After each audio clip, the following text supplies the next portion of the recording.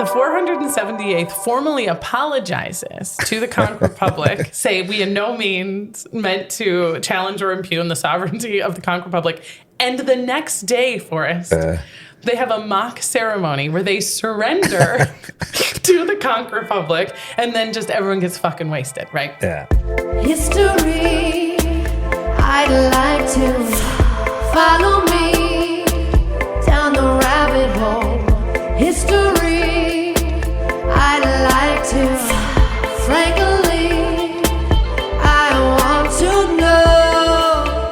Hi, welcome back to HILF, History I'd Like to Fuck with Dawn Brody. I'm Dawn Brody, and it's so nice to have you in the den. That's the Deluxe Edition Network.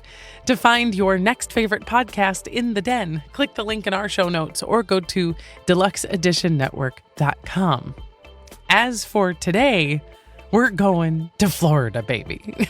And I know the name of the state can draw a lot of different accurate pictures of the place. Yeah, I mean, it's a big name in American politics, of course, the Mar-a-Lago, and there's Florida Man, you know, the phenomenon of that, like, seemingly disproportionate number of stories of folks there doing crazy shit. There's so many theme parks, Disney World, Miami, and the Everglades full of hillbillies, and astronauts live around Cape Canaveral. And just when you think you covered it all, there's the Florida Keys. Now, the Florida Keys are a series of about 800 little islands that stretch like a scattered toss of pebbles over 100 miles out into the ocean from Miami. And some of the keys are inhabited, some aren't. They're all beautiful and strange, and some have species of plants and animals found nowhere else on Earth. And a highway connects them all. The Overseas Highway, and it's like a magic carpet that unrolls from mainland Florida out into where the blue sky meets the blue water, just connecting the Keys, okay? And at the very end of that highway, the very last island is Key West, and it was there in 1982 that the mayor declared the Keys to be the Conch Republic. Not the U.S., not Florida, not Cuba or the Bahamas, but an independent nation where anyone can get a passport and its borders are a frame of mind. Now, with me today, unfolding the history of the Conch Republic, I am joined by Florida native, comedian, and former marine biologist, Forrest Shaw. He currently performs stand-up around the world and is the co-host of the podcast I Don't Know About That with Jim Jeffries. I saved you my tie. Let's get started.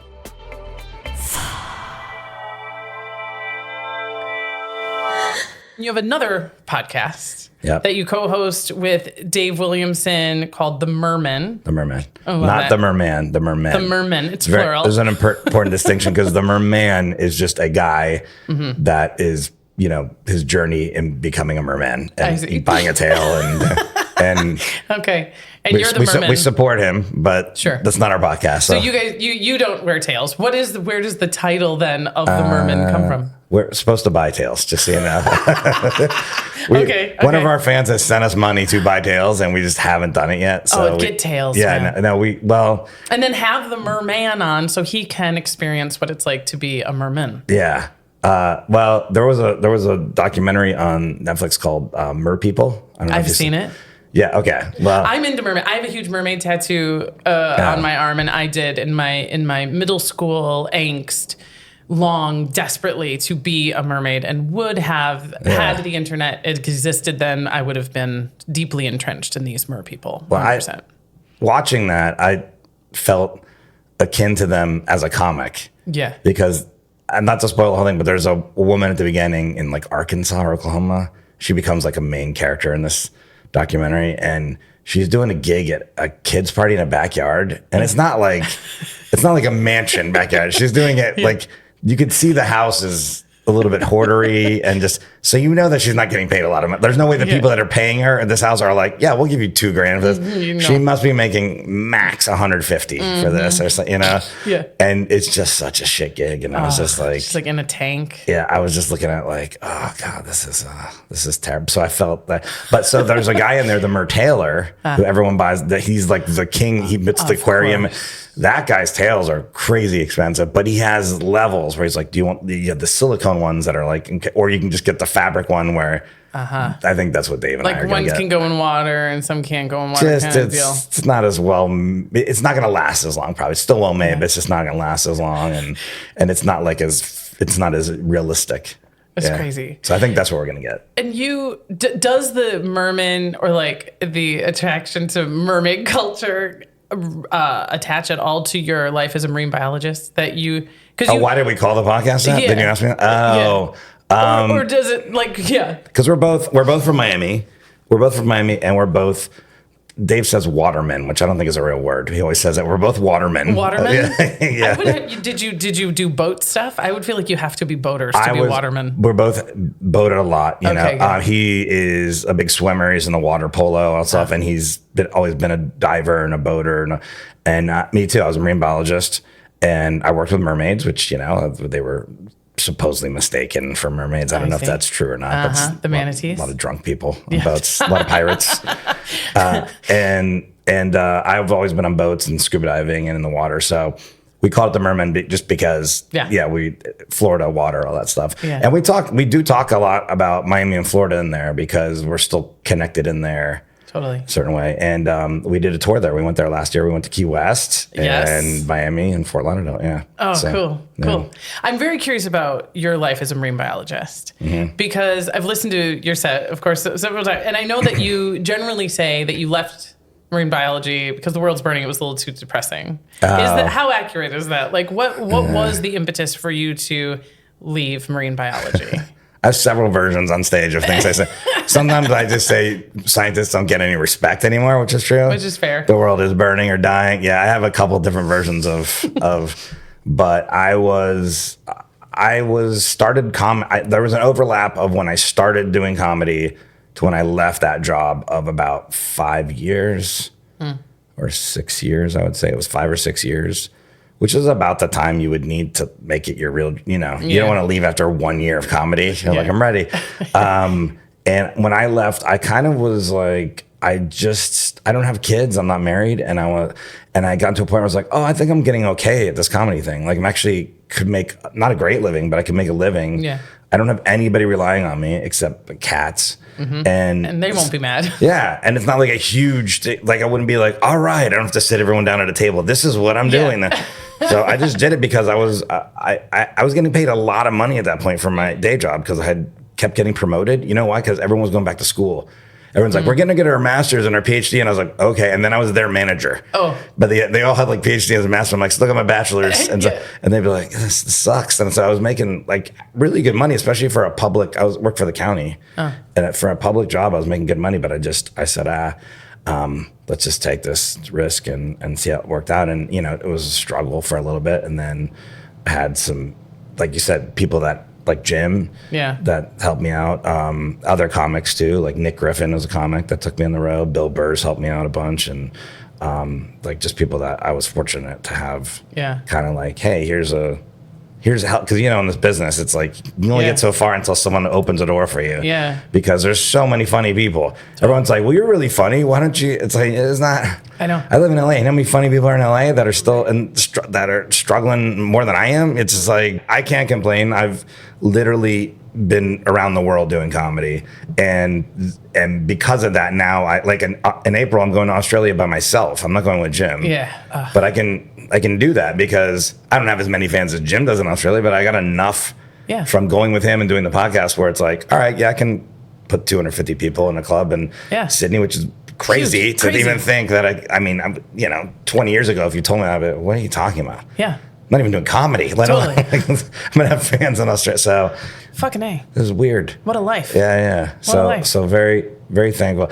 No, I try not to get too, like I always am like, man, if I quit right now, I still would be like, I would have had a career that was like, wow, that was really cool. And I'm very grateful for that. So I try not to compare myself to other people, Yeah, it's even hard. though you want to be richer, but I know, right? But it's well deserved, man. You're very funny, and it's definitely not the end. Oh, thanks. Yeah, thanks. And I'm so glad that you're here. And I met you in the clubs in Flappers in Burbank. Love Flappers. And it was cool. And then met the I don't know about that crew there.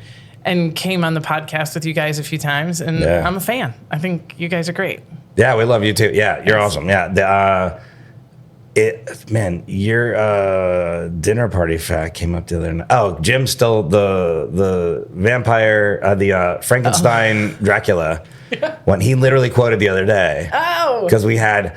Oh, cool. We had Matt Walsh on, the comedic actor, not the conservative. Right. Yeah. Okay, good. Right. Matt Walsh, he's in Veep and Yeah. and Old School, and he's part of the UCB founder, and I had to explain to him on air because I wasn't sure if I had explained to him because we were kind of just texting about the dinner party fact. I said, "Oh, well, it's about our subject," because we had a famous one where someone did not do it about the subject we were talking about. And he goes, "Yeah, so like one of the ones I remember," and Jim literally quoted. He goes, "Did you know he goes, the Frankenstein and Dracula were on the same night, the same party, the idea?" That kid telling Because I remember when he came in, he was like, "That was mind blown." Yeah.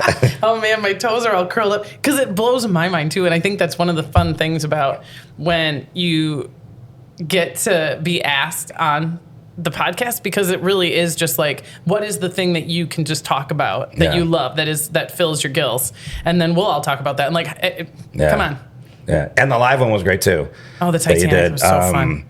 Yeah, that one was really good because you have to pick a topic that the audience, when you're doing it live, I think you have to pick a topic that the audience is going to be like invested in. Yeah. You don't want to see people kind of like, what are we talking about? Like lost the thread. Yeah. And so everyone, I feel like, has an opinion or has seen the movie and has some investment in it. So that was really fun and funny. And it was so fun for me too, because you guys were like, we tried to get other historians, like really serious historians, and none of them will do the show. And I'm like, I'm not serious at all. Like, I mean, I'm serious about history, but I will absolutely. No, Kelly Zabilski, she's not on the podcast anymore, of her own volition. She was on HILF. Some of my listeners will remember. She was on. We fucked the Clinton Lewinsky sex scandal. Oh, nice. She would have been great on that, I'm sure.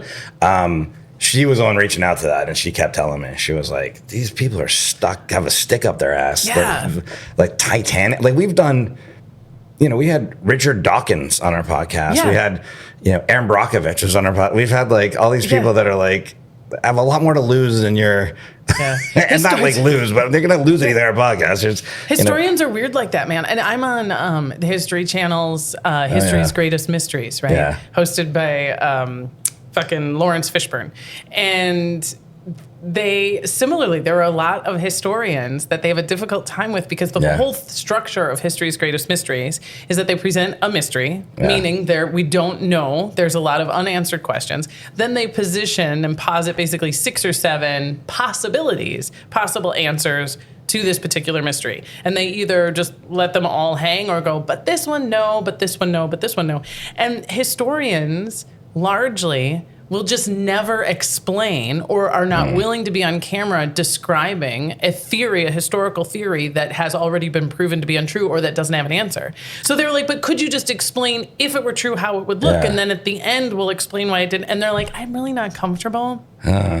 And I think it's because, these folks are tenured and they're published, and they feel like if they aren't taken seriously, but I shouldn't be taken. I should be taken seriously, but I'm a comedian. I mean, I sometimes wonder. Yeah, but we did JFK assassination a couple weeks ago. Yeah. And we had Mark Zaid on, who's an attorney, national security attorney. Oh, yeah. I know that name. You might, because he's represented a lot of like politicians and historical figures, and even in the JFK assassination, and he's clearly one of the most foreknown, or what's the word I'm saying? Expert? What is that word? Fluent? No, whatever. He's one of the best experts. There's a word I can't say that I can't remember. Pentultimate. Yeah, pentultimate. And literally, I had somebody write to me, was like, "There's a lot of things you didn't cover here, like the conspiracy stuff." But he did say that. He goes, he believes that there was no conspiracy. This is what he believes, that there was no other. It was Lee Harvey that there wasn't a widespread conspiracy. I think maybe he was saying there might have been one other shooter, but with Lee Harvey. But even then, it seems like it was the magic bullet theory he was saying doesn't really. It really, that way the car seats, it lines up and all that stuff. Brilliant. And then people, of course, were writing in like, this guy doesn't know shit, like this. Yeah. And so, but he did take a couple steps back. This is why people think this. Right. So he did that. But he's also a lawyer, not a historian. So maybe I don't know, but he is a historian too. I don't know. Yeah. Yeah, I don't so- know. People are funny. People are funny about what they kind of stake a claim in and what they don't want to be associated with. And I think people get nervous, especially now with like clips, somebody taking a clip of them saying there were two, and then they are Well, we've had people that say that we can't. I'm not allowed to. I have to check with my. Oh. Like we had a guy and he was there for rugby recently, and he works for a Premier League football team, soccer, whatever. And he goes, "I'm not allowed to say the name of the team." I checked with my, like, they don't want to be associated with our language. Oh my word! Or who knows? I don't know. I think that some people, though, in addition to like whatever they may say about like language or being taken seriously, I think that there are certain personalities that are uncomfortable being conversational with comedians, because I think even if they love that comedian and they, Jim Jeffries is much beloved, they just get nervous that they're going to be made fun of. Sure. And I think that especially if they're sort of an academic person, and you guys really don't. You're not there to ridicule anyone. I mean, it's really kind and supportive and stuff, but never I can see have we made fun of a guest. No. Never. Yeah. And I can see that people being just nervous that like I'm going to look like the dummy and I don't want to be made fun of. Yeah, 100%. 100%. Yeah, that's but I'm there to make sure that everything runs. I don't even get to be that funny on that podcast. You are kind of the nanny. Yeah, it's like, and then sometimes people will see me open for Jim and they're like, "Hey, that was like funny." Yeah, because it's so.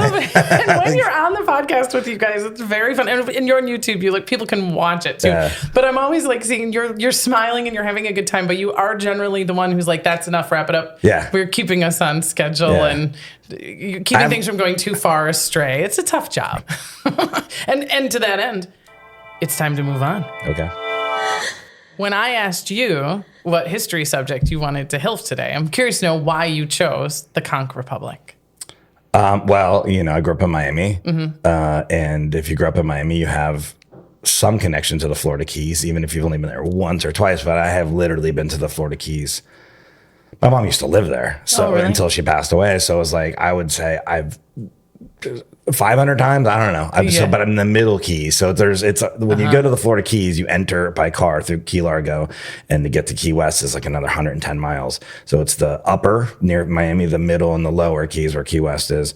And I was in the middle Keys mostly. That's where my mom. Like around Marathon? Just north of there, but really pretty close to there. Yeah. And then, but I've been in the Key West probably, I don't know, 20, 30 times, like something. So I've been like a lot. I've been on boats all around there. I've been diving.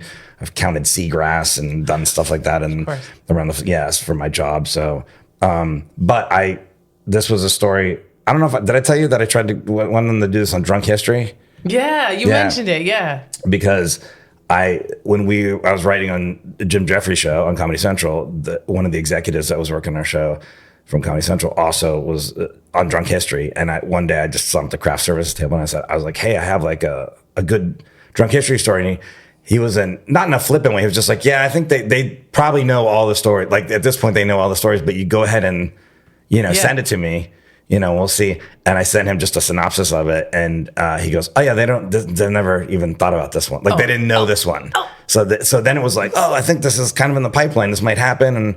And whether I was going to be able to be the drunk person telling the story or not, whatever. Because you don't have to go as far in depth as you are going. Yeah. I know, but. And then I think that was when the show got canceled. Everything got canceled. I remember our show, their show, everything. So it was kind of just like, all right, well, I guess I'm not doing that. But I just love the story. I think it's great. And it's super Keysy, because very Keysy. The Keys. If you've never been to Florida Keys, it's like it's kind of akin to like it's getting built up, and there's a lot of people moving with money and doing stuff to get rid of some of that folksy charm. But it's kind of akin to like New Orleans or something, like where you're like, is this America still? It is wildly different. I have only been to the Keys once, but it was an epic road trip that I will never forget. I love road trips, and I lived for a long time in Minneapolis. And so my two best friends and I did a road trip from Minneapolis to Key West, which means you go over the overseas highway, which if you've never been... This was the draw for us to go on this road trip, because my friend Mo was like, "Did you know that there is a highway that just goes out into the ocean? And when you get to it, it looks like a magical carpet, like just a ribbon of road that just goes into the blue sky, blue water, and it's like a susicle sort of design. It's like Dr. Seuss. It's crazy. And I was like, what? We have to go. Yeah. Most of the islands in the Keys are very narrow for people that have been there. So, like, even when you're on this highway, sometimes trees and houses and things will appear. But if you just turn off that highway, you'll hit either the bay or the ocean in less than 30 seconds on most of these. Exactly. And some of the keys don't have exits. Like the earth is mostly just there for like the pylon to hold the bridge up. But it's otherworldly, right? And it's just feels, you do feel like you are in a completely different place. There's that, my favorite was the No Name Key, which has the miniature deer. Key deer. These mini, the key deer, they're basically just dwarf white-tailed deer, but they exist nowhere else on Earth and they're endangered and they're everywhere. They can swim. You have to try really hard not to hit them with your car because you'll be in huge trouble. Did you go to the No Name pub? Yes, I did. Yeah, it's good food too. Oh my God, it was so good. And my friend Mo, we did a lot of drugs and we were on a particularly exciting mushroom trip on No Name Key. Oh, wow. Yeah. And I remember my friend Mo started to realize how bad her sunburn was. It's not good. And it was like a slow realization of like how much her ass was hurting on this bar stool. And it was a dream. I went to a sea camp on Big Pine Key when I was a kid. That's where I learned to scuba dive. My mom worked like 4 jobs usually. Yeah. 3 or 4 jobs. Like, she's just her raising me. Yeah. But in the summer, she would just like, I'm getting the fuck out of here. I'm gonna send my kid to this camp. Nice. Like, here's all the money that I saved to send, and I'm gone for like a month. Nice. That's what she would do. So that's good parenting right there. You take a page out of that book. Yeah, there you go. The history of the Keys is, of course, separate from the history of the Conch Republic, right? But once you sort of understand how geographically separate the Keys are and how kind of culturally separate the Keys are, the history of the Conch Republic makes a little bit more sense. Yeah, you got to know that there's a and there's one way in and one way out. One way out. That's right. Unless you have a vote. But I have. I'm going to lay out first the sources for the history that we're about to talk. This was my primary book. It's called Two Mice That Roared: The Conch Republic of the Florida Keys and Anguilla by Wayne Madsen, and it was great. This guy's lived in the Keys for a long time. He considers himself kind of a card-carrying member of the Conch Republic. A lot of first-person stories, exactly. And then because this is a fairly recent history, the Conch Republic was founded in the 1980s, a lot of the individuals who were part of the founding are very available. They are alive. They're on YouTube. They fucking love telling the story, and they love fucking talking about it. So with very little like sleuthing, you can just lay eyes on them and hear it from the horse's mouth, right? So my plan for us on the HILF-ing of the Conch Republic is to start with the origin, just where this name and idea came from. And then I'm going to highlight some of the craziest batshit stories from within the empire of the Conch Republic that have happened over the last 42 years. And I'm going to advocate for why I would love very much to be a part of the Conch Republic, and I believe it should exist long into the future. And then at the end, I have some stories of other micronations that intersect. Oh, cool. Yeah. And inform the Conch Republic, because there's more sort of similar, areas like this out there in the world. All right, Forrest, are you ready to fuck? I'm ready. All right. So I told you I was going to talk about the birth, but first here is the conception of the Conch Republic. And it starts in 1980, which is, of course, the height of the Cold War. And Jimmy Carter's president. Things generally aren't going great, okay? But in one small area of his presidency, something is going slightly better than it had been in the past, and that's relations with Cuba.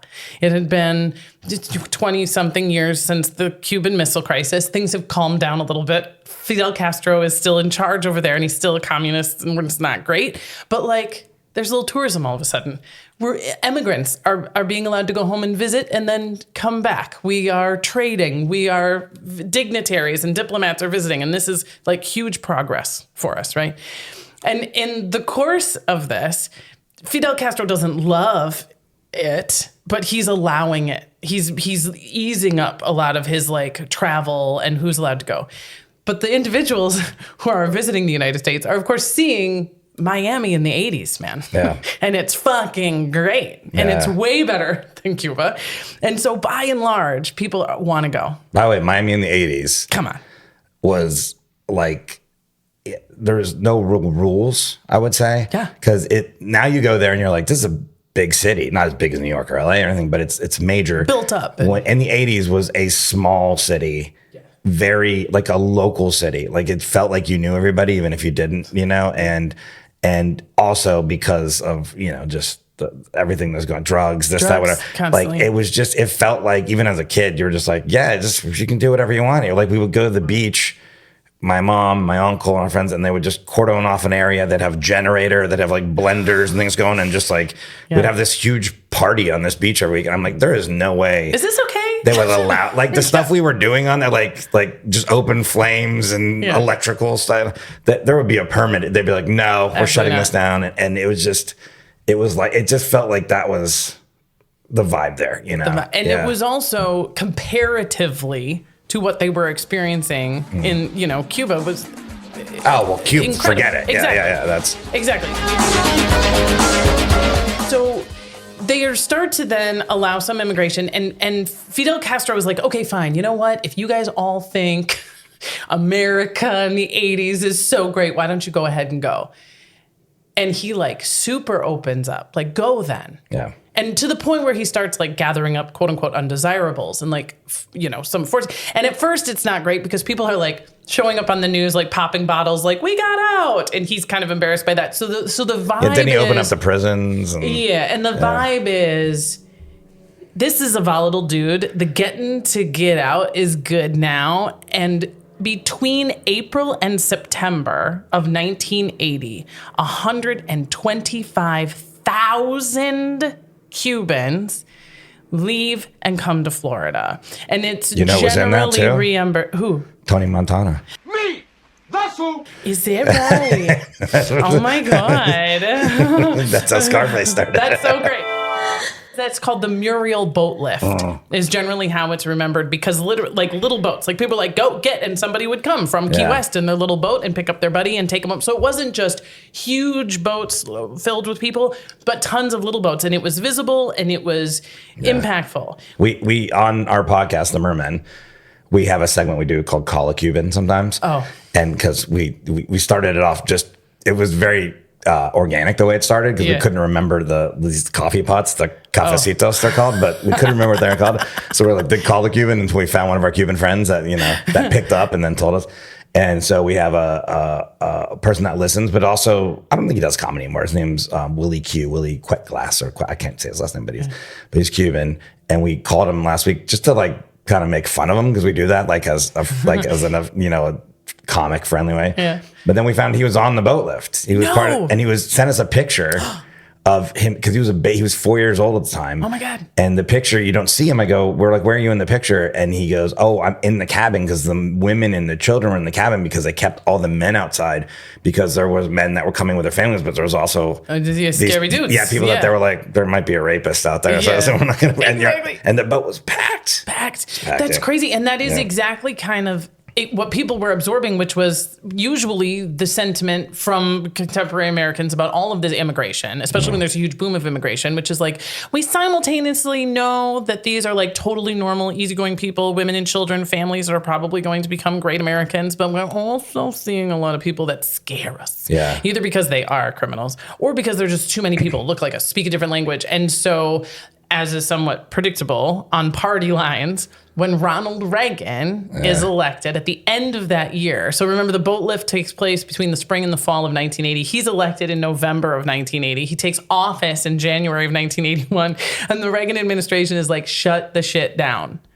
This Cuban criminals, a lot of the familiar echoes of like the Republican Party in general, just like too scary, shut it down. So the response is specifically enacted by the Border Patrol, sets up a checkpoint right there in Key West, which again is the last key, meaning if you are using that one road that connects all the keys, that is occasionally 2 lanes, sometimes 4 lanes, but always small, and they set up a checkpoint at your final key, that the backups were intolerable, right? Yeah. And we're not just talking about immediate traffic jams and just a lockdown of the island, like no one can move around, but they're also checking cars. If there's an accident and you're going in this road, like I've been there when there's just been an accident, it's hugely, so I can't imagine a road. I remember when we were driving on that road being like, well, and they said when there's a hurricane or a storm, all the lanes just go one direction. Yeah. So everybody can kind of get out. But yeah, you can feel as soon as you're there that, a tire falls off the back of a truck and this thing's going to be shut down forever. So it was debilitating. And it was, as I said, offensive because it's where are your papers and it's searching cars and it's searching people. And we've already described how there is a mentality there that generally feels like, get the fuck away from me. I'm away from America. I'm out here in the middle of nowhere. So it was a real crunchy time. I thought it was like a drug thing. I know, because I don't know. That's why I'm glad you've done all the research. It was drugs. I mean, it was just like, what's going on here, right? It was stop the everything, flow. Yeah. It was intended to stop the flow of people, of drugs, and to make a show of sort of a strong militarized deal, right? So the local politicians of Key West are internally feeling and getting pressure from their constituents, of course, what is happening here? This can't be, right? Yeah. And they do a lot of very logical things. They go to Miami, they sue. They try to set up an injunction to block this blockade. They go to Ronald Reagan and say, this isn't very free of you. The entire economy is tourism. And so it's this love-hate thing too with the locals where they're like, it's a Touron, like the tourist morons. I'm sure other people use it. Touron season where now I think it's all year long, but it was an off season at one point, but it's like love-hate thing where the locals are like, well, we need the tourists, but if they cut them off, then there's no money coming in. And even that, the tourists would stop coming, but it was also so much of a problem that even it wouldn't matter. You couldn't get around to within your own life and your everyday goings on. You know what I mean? Yeah. And at that point, they're kind of like, maybe the tourists can join with us. Help us knock this shit out, right? But they had done all of the sort of normal legal channels. And the mayor of Key West, a guy named Dennis Wardlow, has a really noble effort. I would like an injunction to stop this blockade. They're treating us like a de facto foreign country, and he loses that case. And he's standing outside the courthouse in Miami, and the press, microphones in his mouth, are like, what are you going to do now? This seemed to be your last possible legal way to get rid of these blockades. What are you going to do at this point? And he says, I'm going to go home and declare independence from the United States. If they're going to treat us like a de facto foreign country, then we'll be one. Which is funny. And he was just sort of off the top of his head. And he goes home, and then he does exactly that. He has this huge ceremony where he reveals the flag for the Conch Republic, and he raises it over City Hall. And this is where I have a question for you. Okay. At this big debut ceremony, the birth of the Conch Republic, what does he reveal to be the Republic's primary weapon? And how does he first wield it? It's multiple choice. I think I know the answer to this. Okay. And I don't know why this is it, but I believe it's like a baguette or bread. Yeah. Yes, exactly right. And I think like a sword, right? Or didn't he have it like in the? I know at one point they were like shooting on out of fake cannons or something like that. Oh my God, you're exactly right. But I always was like, why is it a baguette? The baguette wouldn't make any sense because baguette is French, of course, but it is a loaf of stale Cuban bread. Oh, Cuban bread, okay, yeah. Which is a similar shape. It's a similar shape, but I think it's better. But I grew up eating it, so it's like a butter. It's a buttery great bread. It's really good. That makes more sense. The Cuban bread. Oh, the Cuban bread. So he has this huge ceremony, right? And sitting in the front row is this U.S. Navy officer, because it's a lot of military establishments kind of out there, and he's watching this flag and seeing this kind of declaration. It's all very strange. And Dennis Wardlow takes this Cuban steel butt and hits him over the head with it, breaking it in half. That would hurt, actually. Stale bread. I mean, it's not going to kill you, but... He declares war on the United States with this gesture. And then in less than a minute, he surrenders to the United States and requests $1 billion in aid. Yeah. Which is brilliant. It's just brilliant. So, I mean, I'm obviously thought that out. How smart is that? It's so smart. And then he reveals the motto for their new republic, which is, we seceded where others failed. Yeah. It really brings me to the beating heart of why I love the Conch Republic, because It is funny. It is tongue-in-cheek, but it's also really effective. Because as hilarious as that image is, those checkpoints are gone within 2 months. And with like very little fanfare, that nobody makes a big deal about the fact that they're gone. I mean, imagine they're now. just gone. Like, imagine the whole scene. Right. With Instagram and TikTok and Twitter. And it's like, it would be massive.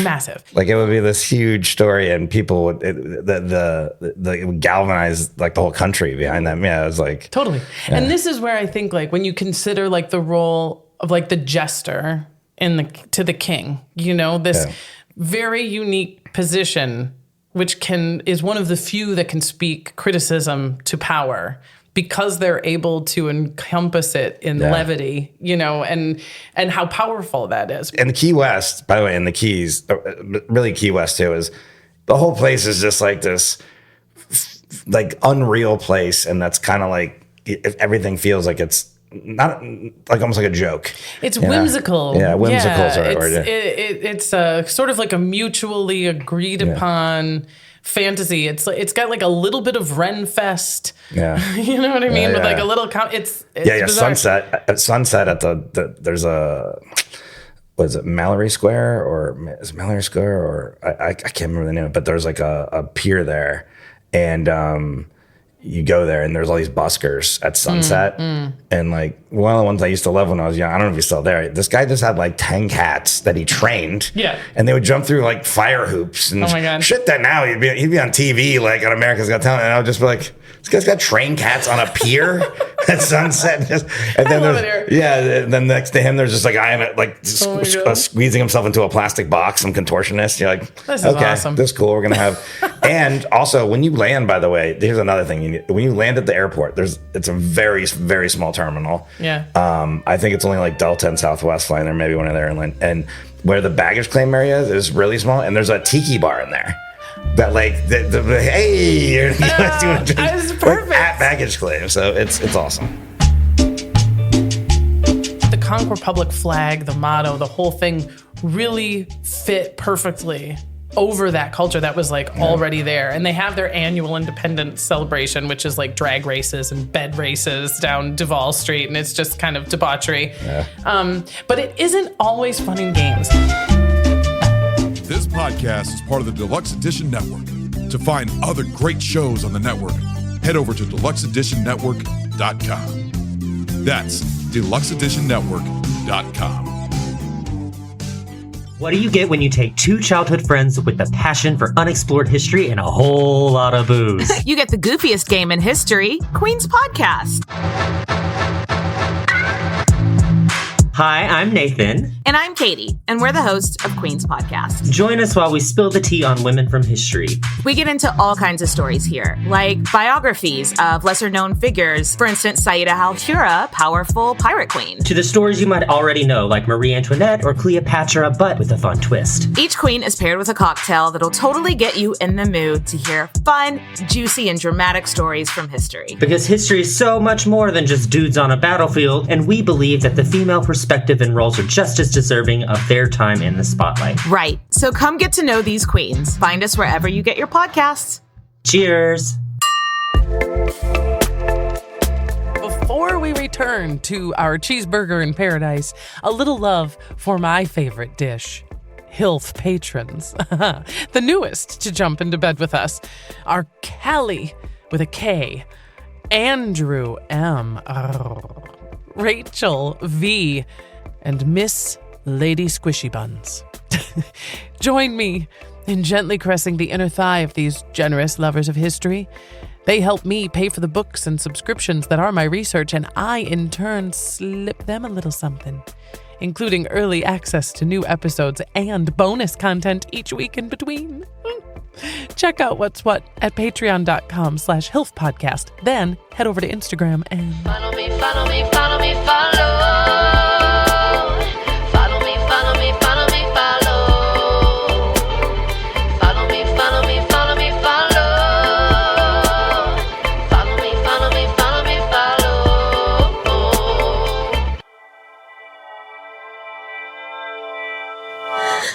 This next story I want to tell you is my favorite story from within the annals of the Conch Republic. It takes place about 12 years after that 1982 Cuban bread-breaking inception of the Republic. It's September 20th, 1995. And the U.S. Army Reserve's 478th Civil Affairs Battalion decides to conduct a training operation as if they are invading a foreign island. And where better to practice invading a foreign island than Key West? Yeah. It's going to be a huge exercise involving a huge portion of the Navy, and nobody told Key West about it. Usually it's sort of secret, but not top secret or anything. There's a base there. There's a base there. These things are kind of understood, but they're also not going to necessarily tip their hand. Well, the news breaks. It gets rumored that this thing is about to happen. And the Secretary General of the Conch Republic, a guy named Sir Peter Anderson, you're going to hear more about him a little bit later, here's the news while he's cleaning a bilge, his bilge cleaning business, okay? And he's like, oh shit. We're about to be invaded. And so he drops everything and he goes to gather the Conch Republic Navy to react to this invasion. And the Conch Republic Navy consists at that time of a commandeered tall ship, which for those of you who can't imagine is like a pirate ship. It's like a big old fashioned sailboat with like the tall mast. They probably give tours to tourists on it normally. Exactly. And it's called the Western Union. And they put on whatever uniforms they made up and they sail out into the harbor to meet the Coast Guard's cutter that is coming in hot. And for those of you who aren't boat people, a modern cutter is a very fast, scary, modern-looking boat. It's got guns. It's got a lot of guns. Even though it's Coast Guard, people think they know. Yeah. So they got a sharp-ass front that cuts through the waves. It's very spooky. Coming up, of course, against this, like, yo-ho-ho kind of ship. And they meet each other out there in the bay. Now, you already got, your first question was, like, flawless. You didn't even need the multiple choice. So here's another question for this story. When the Western Union tall ship meets the Coast Guard cutter named Diligence out there in the middle of the harbor, there is an actual sea battle that takes place. Your question is, who fired first? The Conch Republic or the U.S. Coast Guard? I don't know. I don't know the answer. I'm going to say the Conch Republic because I don't feel like the Coast Guard would fire first. It seems like that would be terrible. The Conch Republic fired first. So the second part of that question is, what did they fire? Okay, this is where I remember the bread thing. Yeah.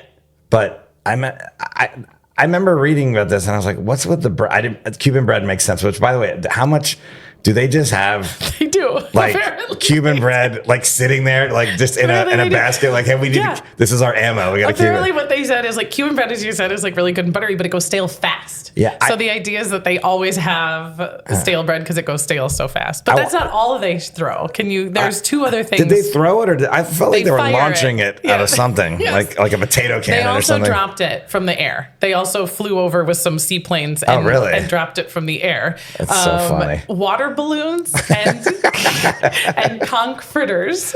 Oh, you can't waste the conch fritter. That sounds so good. But get this, the Coast Guard does fire back with fire hoses. Oh, okay. Fire which I think still is not good, but still like not great. But like I thought it was gonna be actual ammunition. I was like, but then get this. But they had to be like, if I was on that boat, I'd be laughing. And they said to him, they were like, "What are you doing? Why are you out here?" And they were like, "You are violating our sovereignty." And they were like, "We're sorry." So get this. Once they kind of realize what's going on, the 478th formally apologizes to the Conch Republic, say we in no means meant to challenge or impugn the sovereignty of the Conch Republic.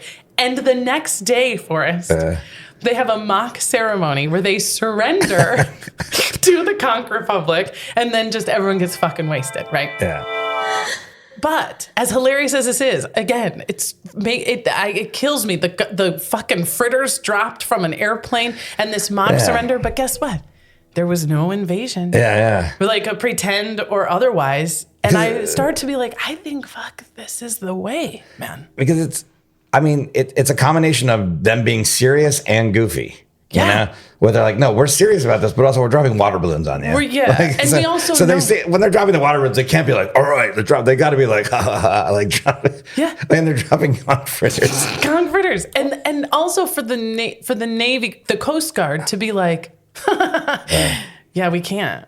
And in addition, they also fucked it up because they had come on land in a couple of places, and some Conch Republic representatives had also blocked roads. Yeah. And we're like, no. And they laughed, and it was the same thing, but also this exercise is over. Yeah. You know, like we're not going to be shut it able down to do it. Yeah. Amazing.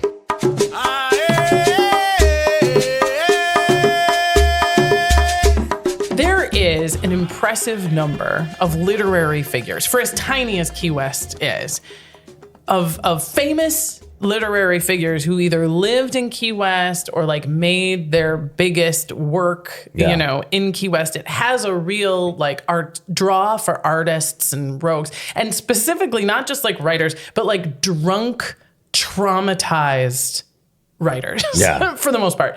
An incomplete list includes Ernest Hemingway, famously lived there from the 1920s, 40s. He had those six-fingered cats, those polydactyl cats. Look like they're wearing mittens. They walk all over the island. I did a tour, and so I had already been to it, but I had not been to it in years. Yeah. And since we had Louise, we kind of was doing touristy, whatever. And so we promoted our show to everybody there, and we did the little tour around and there's still cats everywhere, like everywhere, and they can pick shit up with that weird thumb. It's very cool. The swimming pool that was there, did you know about that? No. Was like whichever wife he was married to that was living there, he had pissed her off for whatever. I left again. I think he had a mistress in Spain or whatever. Ernest Hemingway was sure, yeah. And so she decided to get a swimming pool built in Key West, which right now, if you did that, would be super expensive and hard because you go down 1 foot or 2 foot and it's water, you know, but it's all rock. But back then it would be super expensive. And so she built this giant swimming pool. It's still there. And then where his boxing ring or something was there. And he came back and he was like, what the fuck is this? She goes, yeah, I built a swimming pool. And also it costs you like $25. It costs like $400,000 in today's money or something crazy that. Yeah. And also, you do not need a swimming pool in Key West. You can the water is It's really, anyways. It's a really cool thing. But when you go there, and I don't want to infringe on any other episode, but when you go there, they don't let you in this part. You can just stand behind this like kind of grating and look at. There's a separate guest house kind of thing. Yeah. And on the top part of that is where he wrote almost all like 5 or 6 of his novels. Yeah. And so you can see the whole thing, and it's pretty cool. It's very cool. So hot though. Like when we were there in September, and it's really hot. And so this is as hot as it would be when he's writing there. I'm like, who the fuck's writing novels in this? Like this. But it's really cool. It's really cool. It's and you can feel it too. And it was Tennessee Williams was there from the 1940s to the 1980s. Yeah. Jimmy Buffett, of course. Pretty much no one disregards that Margaritaville is Key West. Yeah. Hunter S. Thompson was there 70s, 80s, and 90s. The Rum Diaries is set in Puerto Rico, but you can kind of feel real Key West feeling there. I was actually reading Fear and Loathing in Las Vegas when I went because we were doing so many drugs that I was like, felt tame. I felt like a real teetotaler. I didn't know he had a connection to Key West, but that makes sense. And Robert Frost lived there for 16 consecutive winters, and he's one of my favorite. He wrote my favorite poem of all time, The Road Not Taken. You know what? I just remembered something at the Ernest Hemingway house too that really pissed me off. We're going through this. Oh God, there was a woman there that had a dog that she said was a service dog, but it wasn't acting like a service dog. You know what I'm saying? It was a little bit, and this is my opinion. There was 2 people with service dogs there. I'm like, I know that they're supposed to be allowed everywhere there is, but if you go to a place where there's literally, I don't know how many cats live on this property, but I'd say, oh my God, I'd say like 100 or something. Yeah. And they were kind of bothering the cats at certain points. And she was like kind of letting them, and I was like, nah, you're not allowed to. And she was really, because she was annoying too the whole tour. She was just annoying. Yeah. And then at the very end, they go, this fountain right here was the urinal at Sloppy Joe's. And Ernest Hemingway took it here and then he, cleaned it out. And now this is a fountain that the cats drink out of. And then she let her dog drink out of it. And so anyways, to that lady, if you're listening, fuck you. You fucking suck. See, now you can understand why Key West gets like, get these fucking tourists out here, right? Assholes ruin it. Fuck that lady. There was an almost dark chapter in the history of the Conch Republic. And it comes down to their novelty passports. So they have a lot of cool merch, right? And their passports look and feel very much like every other real passport. It's got that like thick paper. And apparently it does actually function as an ID for several areas within the Keys, which I find hilarious. The Keys, okay. Within the Keys, yes. Yeah. Can anyone buy one? Anyone can buy one, and you can order one now, and they'll mail it to you. I've never seen them. It's a souvenir. I've never seen them because I guess I'm not like looking for souvenirs when I'm there. But good news, this stocking stuffer is coming your way. Okay. And on 9/11, apparently, there started this rumor that within the rubble of the Twin Towers was found a fake passport by one of the hijackers named Mohammed Atta. Mm-hmm. Quickly, people are like, a fake passport, a novelty passport. It must have been one of those Conch Republic passports. Yeah. So the FBI descends upon the headquarters of the Conch Republic to like, what the hot fuck, This is still funny, by the way. It is still very funny. This doesn't even seem dark to me. Maybe because I'm a comedian, but it's ridiculous. So they come down to the Conch, and the Conch Republic, even though these are exclusively like rum-soaked, sunburned bums, are also excellent record keepers, and they are very serious about the Conch Republic. And they're like, no problem, man. Two things you should know. We have 25,000 applications, all in these banker boxes, well organized. Here you go. Have at it. Look through all of our documents. And when you get one of these passports, do you have to to apply? Yeah, you got to fill out your application because mostly because they have to enter all your details into it, right? So they're like, here's all, and also heads up, guys, we told you in 2000 last year that we were getting a suspicious number of passport applications from Middle Eastern countries. Although it was like mostly Pakistan. Yeah. They were like, we told you that there were all these weird people applying for our passports and that even though they're not legal and we don't pretend they're legal, that somebody might have a nefarious feeling. And the FBI was like, oh, wait, what? And like looked through their documents and were like, oh yeah, you guys did kind of tell us about that. And so them and the CIA. But then this is what's nuts. And I want to say, too, that most of this information comes from this book. I have not found, outside of this book, a lot of corroboration for this story. Okay. So take the grain of salt with that. But the dude who originally said, I found this fake passport for Mohammed Atta in the rubble, was the New York City police commissioner at the time, Bernard Carrick. So they come back to him and they're like, where's this passport? Like, what is the passport you found? And he goes, oh, no, I didn't find it. Somebody gave it to me. Somebody else found it and gave it to me.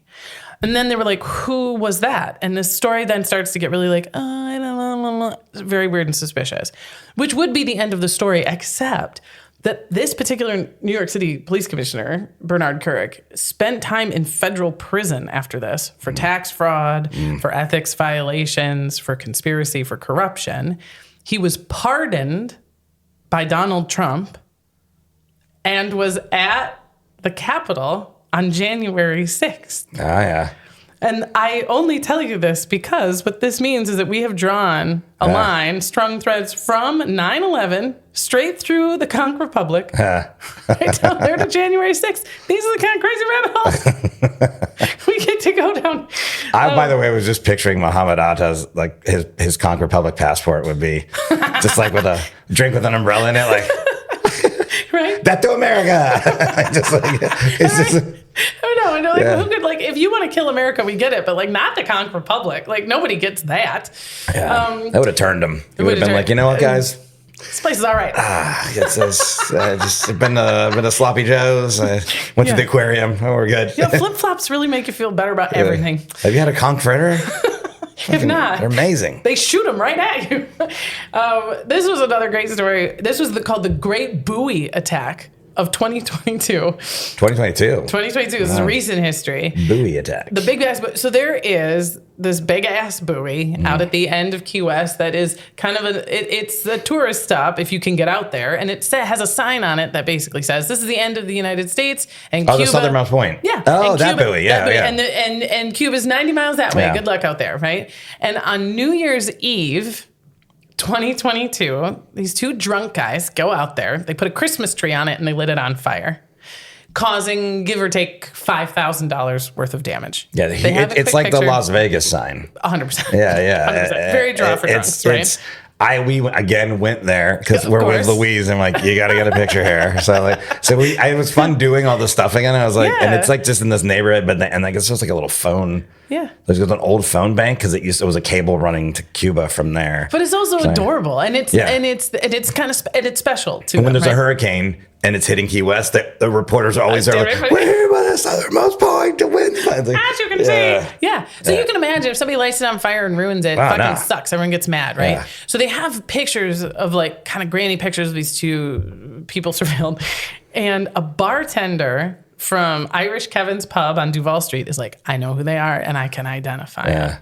And it's Cameron Brody. I feel like we should out him. It's one Texas resident and one Florida resident. And the bartender who spotted him is named Cameron Brody. And he's like, I know it was them. And they get arrested and they come to the bartender. They're like, how do you know that the two that you see here are the ones that were out on the buoy? And he said, I know it was a busy night. It was New Year's Eve, right? So the bar was packed. Yeah. But I know these two guys because they were the only ones who didn't tip me.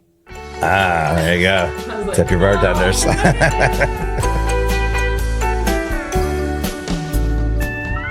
So I told you earlier about Sir Peter Anderson. He's the bilge cleaner who decided to rally the Conch Republic Navy to meet the Coast Guard. He's just like, he passed away in 2014. He's like one of my favorite figures from these stories. He decided to take the job as seriously as you can take the job. Like when he's okay, I'm Secretary General of the Conch Republic, he keeps that tongue firmly in his cheek, but also wants the Conch Republic to live and thrive and draw people and continue to go on, right? And some of the crazy stunts he did in order to maintain the Conch Republic include crashing the Summit of the Americas in 1994 and demanding that the Republic be recognized, which they subsequently were, because everyone has a sense of humor, apparently, when it comes to these guys. He submitted a bid for the Florida Keys to host the 2000 Olympics. Which, again, if you can even begin to imagine this road and the size of the Keys, you know that is wildly hilarious. They have a high school that might have a field. Like, Exactly. I don't think there's a lot of place for athletics there. Exactly. Swimming and rowing, you'd be fine then. You'd have that all day. So here's a question for you. Shortly after forming the Conch Republic, Sir Peter Anderson attended a formal meeting with the Bahamian government in which he was asked by the leader of the Bahamas, how does the Republic exist without taxes? How did he respond? And you will get points or an accurate answer, whether it's accurate or just the accuracy, the spirit of his answer. How did Sir Peter Anderson reply to the question, how do you survive without taxes? You get drunk. It'd be something about drinking, because the key is such a drinking. Oh, he said, we don't need money, and if we do, we throw a party. I'll see. Because it's such a drinking culture down there. If you're a recovering alcoholic, don't go to Key West. Please. There's still good food. But you might write a great novel right before it all goes south. Yeah, it's like one of my favorite things. There's a Green Parrot cafe, and if you've been there, it's a bar, and they have like these huge, big wooden panels that just open for the windows, summer or winter. And it's just great. You sit in there and you can just watch the world go by and have a drink at the bar, and it's like they have live music. It's great. But it's like there's a lot of places like that, you know. Yeah. If you go into like the original Sloppy Joe's, because there's Captain Tony's and there's original Sloppy. It has like a tree literally growing in the middle of it. It goes through the roof, and they've got like all these stools where famous people like their stools, you know. Like, do you know Skeeter's Last Chance Saloon? Skeeter's? I don't know that one. Where's that? Well, that one apparently is near the end of the key, because that was near where the checkpoint was originally set up. And the guy who ran Skeeter's Last Chance Saloon would fire this fake cannon, which never shot anything but was loud as hell and would just make the Border Patrol fucking hit the dirt, which I thought was hilarious. When the blockade was on, you're saying it? And his name was, a Skeeter. It's the last chance until you get there's a bar like literally 2 miles this way. And if you have a bear in the car, nobody cares. This story I dug up because I think it is of particular interest to you and me and some of our mutual listeners, which is how our Conch Republic intersects with a micronation in Australia. So there are, around the world, there's a lot of these like small independent micronations. Some are recognized, some are whimsical and silly, like the Conch Republic, and some are not. They're not all bloodless, right? Yeah. This one is called the Principality of Hutt River. It's also called the Hutt River Province. Yeah. It's about a 29 square mile outback farmland on like the southwest coast of Australia. And it began in the 1970s when a farmer named Leonard Castley declared independence as a protest to the taxes and the wheat production quotas. Sure, yeah. Okay. And he styled himself as Prince Leonard. He granted his family royal titles. There is a gigantic gold bust figure of him like on the property. And similar to the Conch Republic, they were sort of kidding, also didn't pay their taxes, and had a lot of tourism. People would like come there and they would capitalize on the idea that like you bought into it, and they would sell merch and stuff like that. It ultimately, however, and this, what the connection here is the province, while he was still alive, Leonard Castley heard about the Conch Republic and of course is thrilled. And it was the Principality of Hutt River that endowed Peter Anderson with the title of Sir. I was going to ask you that. How is he a Sir? He got it from an Australian micronation, which is hilarious. And I thought you were going to say Tasmania for some reason. Right. And they were like, what a redundant thing to do, to be like, we're on our own. Be like, yeah, we don't. Don't make a big thing. But this is in conclusion, because as I said, I read this up. I was like, I thought it was adorable.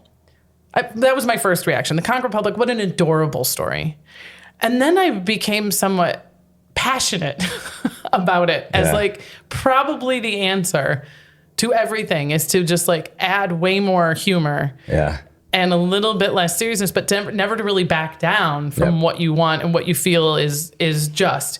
And this is the official mission. If you go to the Conch Republic and you'd like to get your passport and become an honorary member, you can. They say their borders are a frame of mind, so we're all welcome.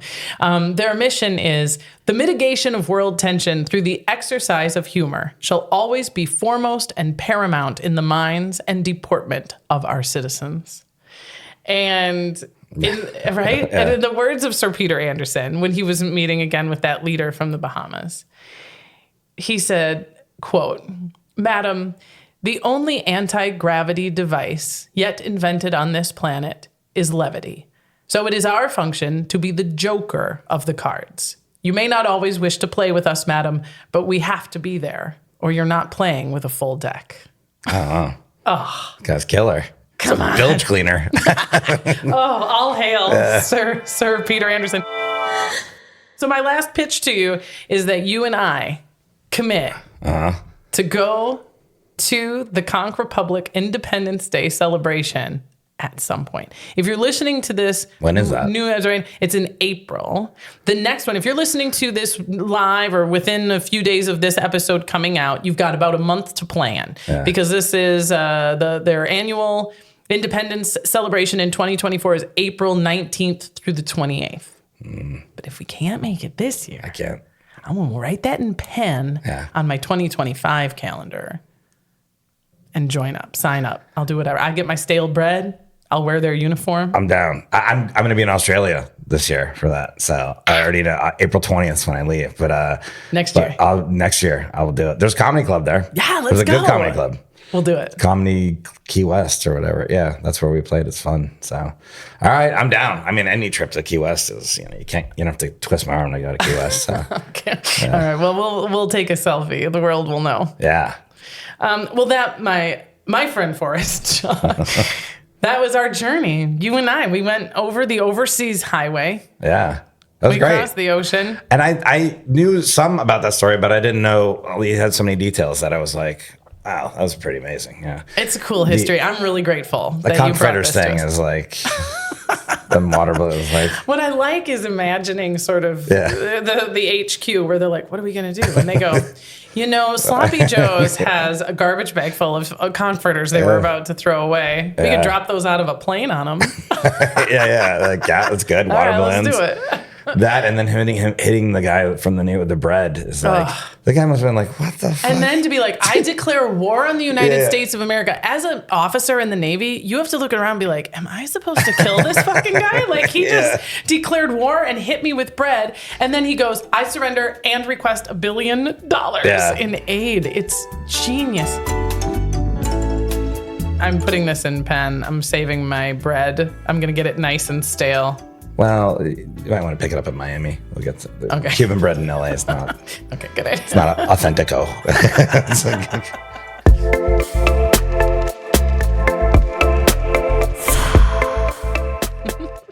thanks again to my guest, Forrest Shaw.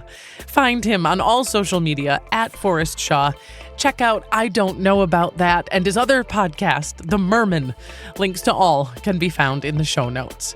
And when he and I take our epic road trip to next year's Conch Republic Independence Festival, you'll hear about it because you already follow the podcast on Instagram, or you'll get bonus content from when we do it because you subscribe on Patreon.